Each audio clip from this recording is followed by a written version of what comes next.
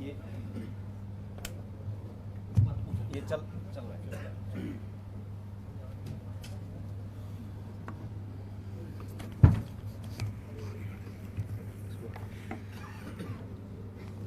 सबसे पहले मैं यहाँ अपने जितने ऑटो टैक्सी वाले भाई आए हुए हैं सबको नमस्कार करता हूँ। उनका शुक्रिया अदा करता हूँ कि एक ऑटो वाला तो बेचारा डेली कमाता है खाता है, आप यहाँ पे अपना समय निकाल के आए। ज़ाहिर तौर पे हर एक ने एक दो सवारी तो गंवाई होगी, तो मैं आपका शुक्रिया अदा करता हूँ कि आपने हमें इतना मान सम्मान दिया, तवज्जो दी कि आप अपना धंधा छोड़ के आज 3-4 घंटे के लिए यहाँ पे आए। जैसे अभी राजेश भट्ट जी, आपका नाम है, राजेश भट्ट जी ने कहा कि दिल्ली के ऑटो वाले हमारे इतने मुरीद क्यों हैं। आज आपके बीच में आके मुझे अपने दिल्ली वाली जो पूरी यात्रा है वो याद आ गई। 7-8 साल पहले जब हमने शुरू में राजनीति में कदम रखा था, दिल्ली के ऑटो वालों से तब संपर्क हुआ हमारा। आज मैं एक बहुत बड़ी बात कहने जा रहा हूं और ये कोई अतिशयोक्ति नहीं है। दिल्ली में हमारी सरकार बनी, इसमें 70% योगदान ऑटो वालों का है।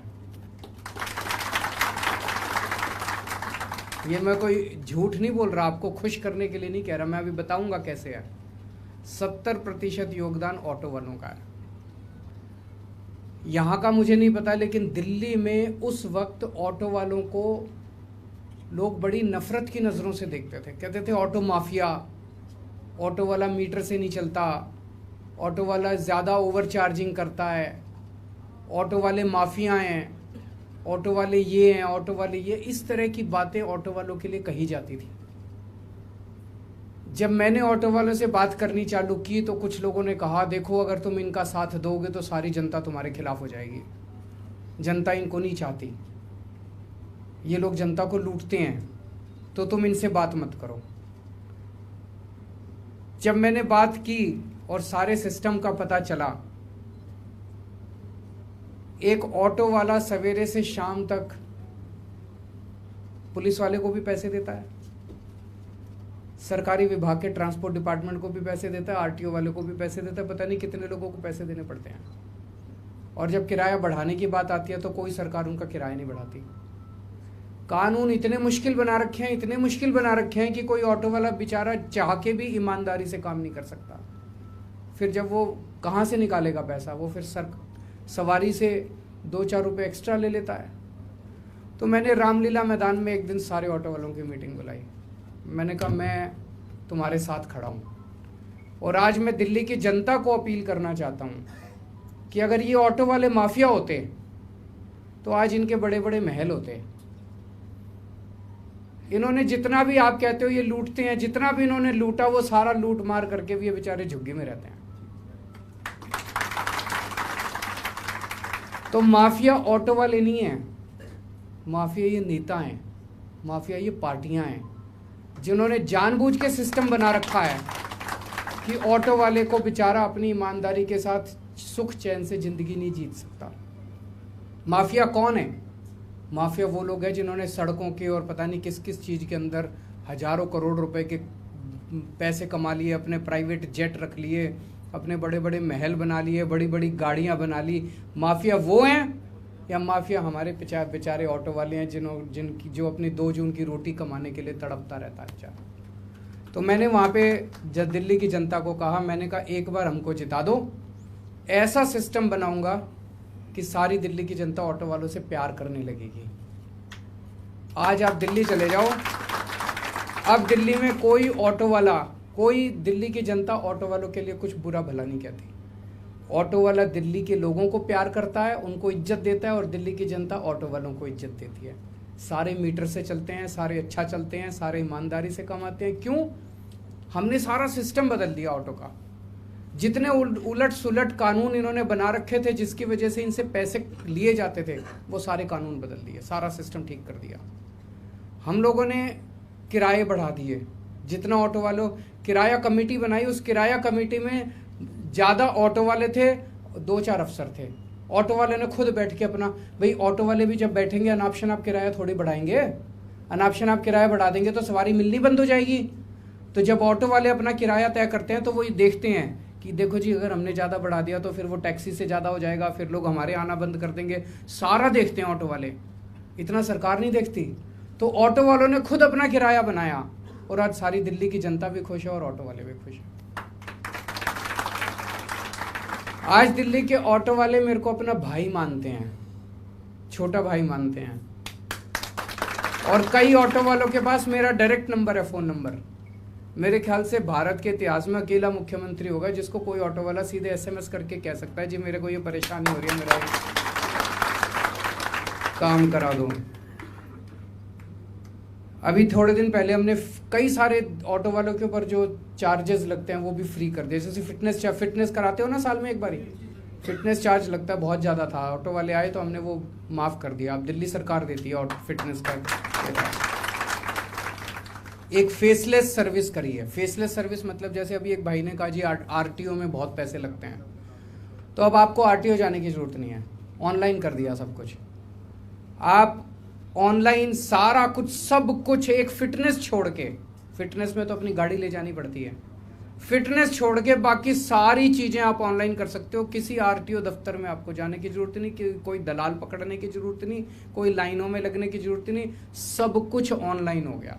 तो सारी रिश्वतखोरी बन गई। बस एक फिटनेस के लिए आपको अपनी गाड़ी लेके जानी पड़ती है। अभी कोरोना हुआ, कोरोना में सबकी दिहाड़ी खराब हो गई, सवारियां मिलती नहीं थी, लॉकडाउन लगा, लॉकडाउन में सारे घर बैठे थे। हमने पहली वेव आई, उसमें दिल्ली के 1.5 लाख ऑटो वालों के अकाउंट में 5-5 हज़ार रुपये जमा कराए। फिर अभी इस साल अप्रैल में दूसरी वेव आई, दोबारा 1.5 लाख, 1,80,000 ऑटो वालों के अकाउंट में मैंने 5-5 हज़ार, 10,000 रुपये उनके अकाउंट में डलवाए। आप हिसाब लगा लो, 150 करोड़ रुपए, 150 करोड़ रुपए ऑटो वालों के अकाउंट में मैंने कोरोना के टाइम में जमा कराए। पूरे देश में कोई सरकार नहीं है, किसी पार्टी की सरकार नहीं है जिसने अपने ऑटो और टैक्सी वालों का ख्याल रखा हो, केवल अकेली सरकार है। तो जैसा अभी कुछ लोग कह रहे थे, मुझे नहीं लगता आज तक आपको किसी पार्टी ने चुनाव के पहले, चुनाव के बाद बात करने को बुलाया कभी नहीं बुलाया। पहली बार है कि दिल्ली से आके मैं, आज मेरे और बहुत सारे कार्यक्रम है, सबसे पहले एयरपोर्ट से सीधा आपके बीच में आया हूँ आपसे बात करने के लिए। तो आज मैं आपसे, समस्याएं तो बहुत सारी हैं, चलती रहेंगी, जब तक जिंदगी है तब तक समस्याएं हैं, है कि नहीं है। आज आपने मेरे को, कई सारे लोगों ने 3-4 समस्याएं बताई हैं, उस पर भी बात करूंगा। समस्याएं तो चलती रहेंगी, लेकिन आज मैं आपसे रिश्ता बनाने के लिए आया हूं।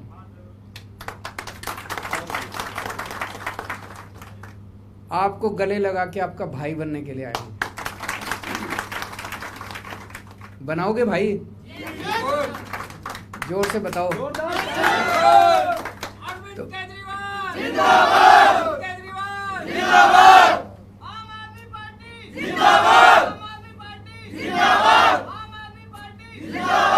तो आज आपका भाई बनने के लिए आया हूं। आपकी सारी समस्याओं की जिम्मेदारी मेरी है। जैसे परिवार में बड़ा भाई होता है ना, बड़े भाई की जिम्मेदारी होती है, परिवार के लोग जाके उसको कह देते हैं भाई ये समस्या है तो उसी को करना, तो मेरी जिम्मेदारी है। अभी 2-3 चीज़ें आप लोगों ने बताई हैं। एक तो सिस्टम बदलेंगे सबसे पहले, अगर हमारी सरकार बनती है तो। आपकी समस्याओं की जिम्मेदारी मेरी है और सरकार बनाना जिम्मेदारी आपकी है। आप सरकार बनवा दो उत्तराखंड के अंदर और एक एक करके सारी समस्याएं सॉल्व करेंगे। सबसे पहले सिस्टम बदलेंगे। सिस्टम में जितने लूप होल हैं, जितने गड़बड़ हैं, जितने इन्होंने शासनादेश बना रखे हैं, कानून बना रखे हैं, पेच लगा रखे हैं, जानबूझ के लगा रखे हैं, वो सारे चेंज करेंगे ताकि रिश्वत लेने और देने की ज़रूरत ही ना पड़े। जैसे दिल्ली में सिस्टम बदला, दूसरा सिस्टम को फेसलेस करेंगे जैसे दिल्ली में करा।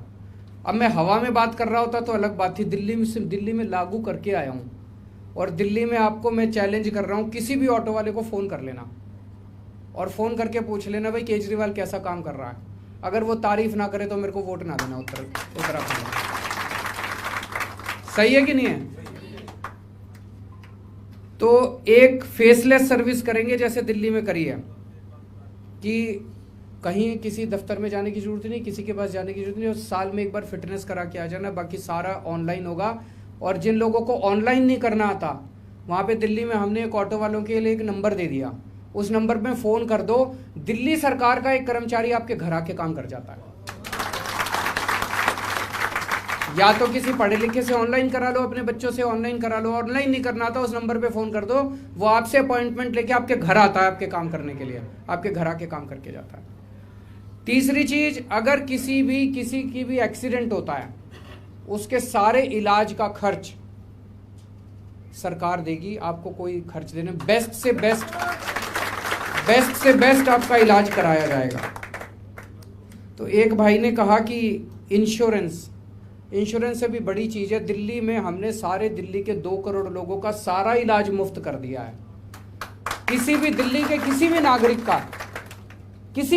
का चाहे अमीर हो चाहे गरीब हो, दिल्ली के किसी भी नागरिक को कोई भी अगर बीमारी होती है, चाहे उसमें 50 लाख 60 लाख 70 लाख का भी अगर खर्चा आएगा, सारा खर्चा दिल्ली सरकार देती है। तो वो आपके ऊपर भी लागू होगा, उत्तराखंड के सब लोगों के लिए करेंगे, आपके ऊपर भी लागू होगा। और जैसे दिल्ली में फिटनेस फीस खत्म करी है, वैसे करेंगे। पार्किंग को लेके था, दिल्ली में भी एक बड़ी दिक्कत होती थी, पार्किंग अलग से नहीं बनी हुई थी। इस वजह से अगर कोई ऑटो वाला 5 मिनट कहीं सड़क के किनारे खड़ा हो जाए, पुलिस वाला आके उससे पैसे लेके जाता था, उसका चालान कटा करता था। अभी हमने 500 स्टैंड बना दिए ऑटो वालों के लिए, अलग अलग पूरे दिल्ली के अंदर। तो अब उनकी ऑफिशियल पार्किंग हो गई, पहले ऑफिशियल पार्किंग ही नहीं थी उन लोगों की। बहुत सारे काम है, ये तो मैंने थोड़े से गिनाए, सारे काम करेंगे। कोरोना के टाइम में जो दिक्कत हुई, जैसे दिल्ली में उन ऑटो वालों को दिए, आपको भी पैसे देंगे, ताकि कोरोना के टाइम के जितना आपका नुकसान हुआ वो सारे नुकसान की आपकी भरपाई करेंगे। बड़ी बात यह है, जैसे दिल्ली हमने स्कूल अच्छे करे। अभी बाबूजी कह रहे थे मैं स्कूल देख के आया, कोई कह रहा था मैं स्कूल देख के आया, बड़े अच्छे स्कूल थे, अस्पताल भी बड़े अच्छे कर दिए। आपके बच्चों का भविष्य बनाना मेरी जिम्मेदारी है। आप चाहते हो ना बच्चे बड़े बने, अच्छे बने बड़े होके। आप नहीं चाहते कि गरीब रहें, गरीबी से बाहर निकले परिवार। पूरे देश में कोई नेता नहीं है जो आपको आके कहेगा कि मैं आपके बच्चों के स्कूल अच्छे कर दूंगा। किसी ने कहा आज तक? मैं चैलेंज करता हूं, 70 साल के भारत के इतिहास में किसी नेता की मेरे को वीडियो दिखा दो जिसने कहा होगा मेरे को वोट दे दो, मैं तुम्हारे बच्चों के स्कूल अच्छे कर दूंगा। मैं आके कह रहा हूं, मैं आपके बच्चों के स्कूल अच्छे कर दूंगा, आपके बच्चों का भविष्य बना दूंगा, आपके बच्चों के लिए नौकरी का इंतजाम कर दूंगा, आपके परिवार के लिए अस्पताल का, अच्छे अस्पताल का, फ्री इलाज का इंतजाम कर दूंगा। अब मैं आप लोगों से 2-3 चीज़ें मांगना चाहता हूँ। पूरे आप लोगों का तो पूरा नेटवर्क होगा ऑटो टैक्सी वालों का। पूरे उत्तराखंड में जितने भी शहर हैं, जितने भी ऑटो टैक्सी वाले हैं, अब आप लोगों को जिम्मेदारी लेनी पड़ेगी। हर ऑटो टैक्सी के पीछे आम आदमी पार्टी का पोस्टर चिपकना चाहिए। वो जिम्मेदारी आपको लेनी पड़ेगी। करेंगे सब लोग? फ्री में करना पड़ेगा, मेरे पास पैसे नहीं है।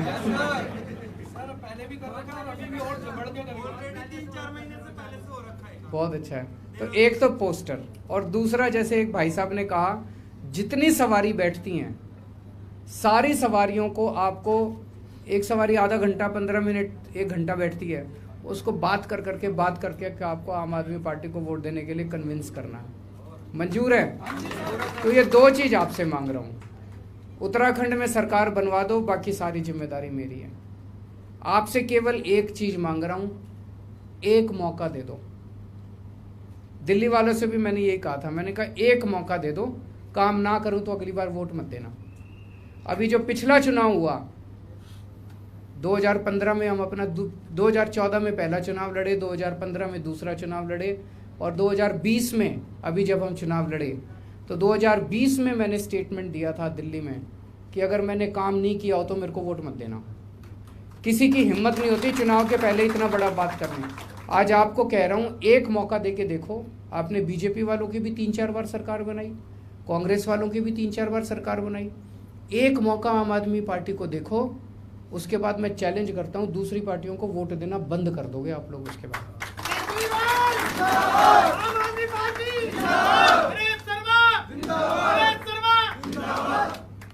आज आप सब लोग आए, इतना आपके साथ इतनी अच्छी बातचीत हुई, उसके लिए सबके लिए बहुत बहुत शुक्रिया। एक बार